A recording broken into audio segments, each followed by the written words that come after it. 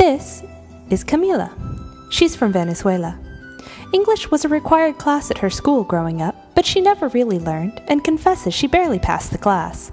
Her problem was she didn't have an opportunity to practice. Everyone around her spoke Spanish, so she did as well, and English never really stuck.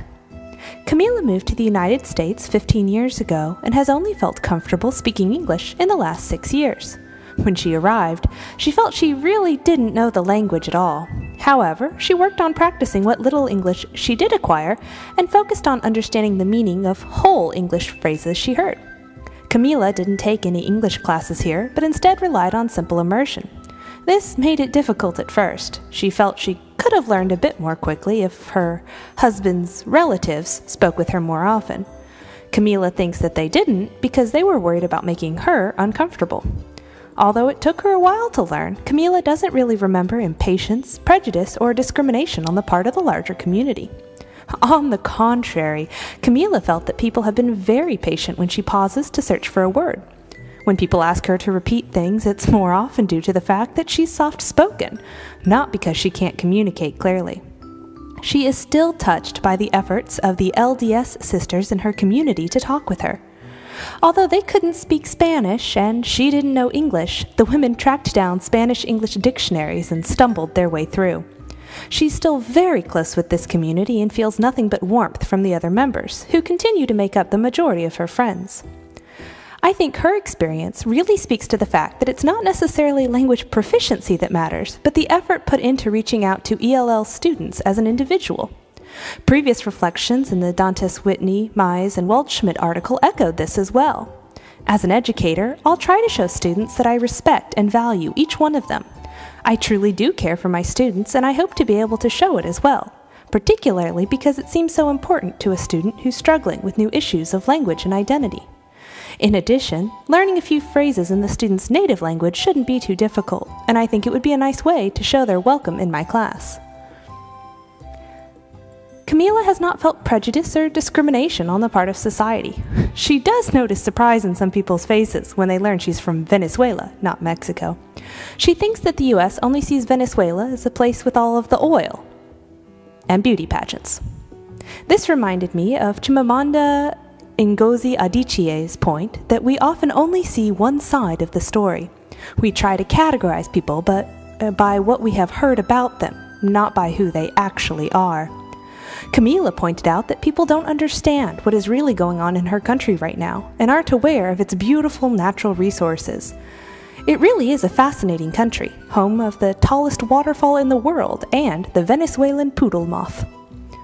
Her culture is not represented in her son's classroom either. Although Samuel is still young, Camila and her husband John have already had some issues with the school.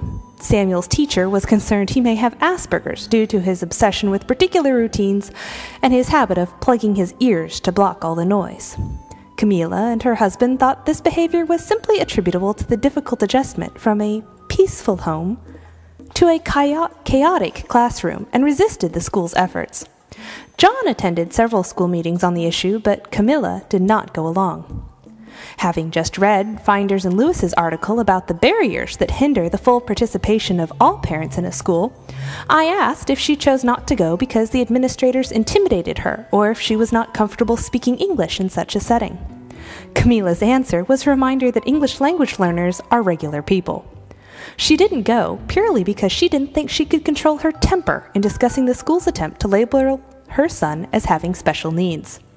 This was a sharp reminder to me to remember that not all of the problems affecting parents and children who speak other languages have to do with language use. I will remember I need to listen to the actual content of their complaints and concerns, and not focus solely on accommodating what I perceive to be their needs. Since starting school, Samuel has stopped speaking Spanish, even though he grew up in a bilingual household. John speaks to his son in English, and Camila uses Spanish. But when Samuel responds to either, he only ever uses English. Camila feels Samuel will probably lose the ability to speak Spanish, although she thinks he'll still be able to understand it for a lot longer. Camila, during our interview, said, "Don't be mad at me. Don't be upset with me if you can't speak it later. You'll go off on a missionary trip somewhere and you won't be able to say a thing." Overall, she seems okay with the fact that Samuel might lose this ability. As Nieto has previously noted, the notion that assimilation is a necessary prerequisite for success in school and society is severely tested by current research. Not only is complete assimilation often correlated with poor academic performance, but bilingualism is becoming increasingly valued in employment. I was surprised with Camila's attitude towards this, but I think she simply looks at his English as more valuable. When she grew up in Venezuela, everyone spoke Spanish, and that was the crucial language. Now that she and her family live in the US, everybody speaks English, and this is the language Samuel must know. The Spanish is an accessory, nice, but not necessary. Overall, this project has helped me think about my own assumptions and biases in my interactions with English language learners. From finding an interviewee to challenging my assumptions on discrimination and language proficiency, this project has truly made me think. I know this reflection will be an ongoing project for me as I continue to ponder the many issues that conversation with Camila has raised in my own mind.